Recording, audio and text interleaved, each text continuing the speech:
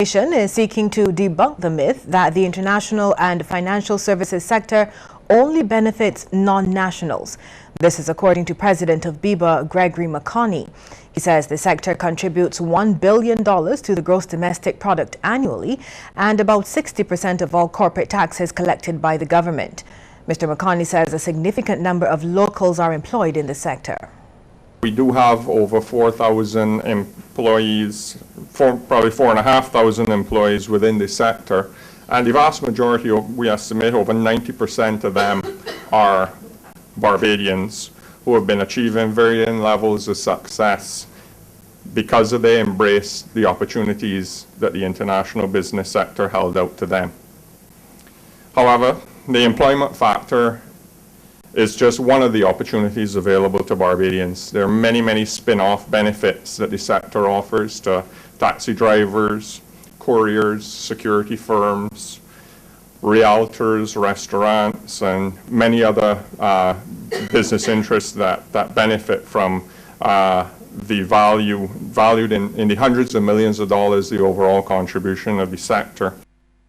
Mr. McConney was speaking during the launch of the International Business Week 2016 at Invest Barbados. The week of activities runs from October 16th to 22nd under the theme International Business Barbados Embrace the Opportunities. He says the sector continues to be one of the most reliable earners of foreign exchange for the island, but not enough Barbadians know about its significance.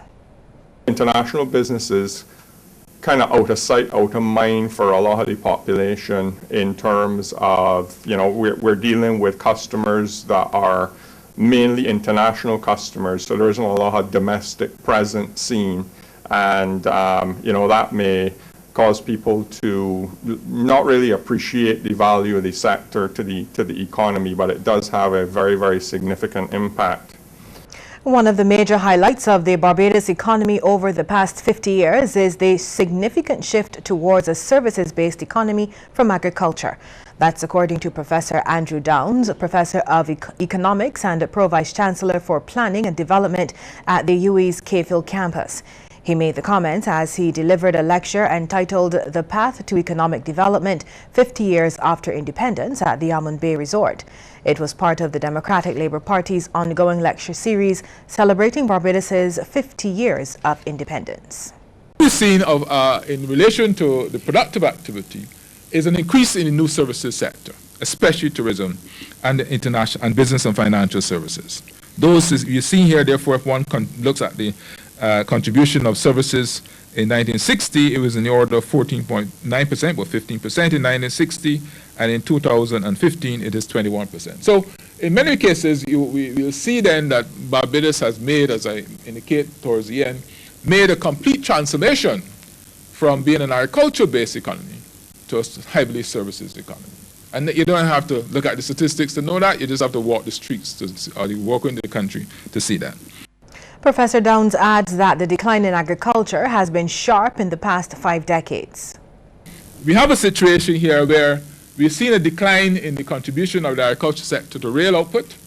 It has moved from 28.1% in 1960 to 3.4%, just 4% in 2015. A significant decline, both in relative terms, but also in absolute terms. That's basically the first observation.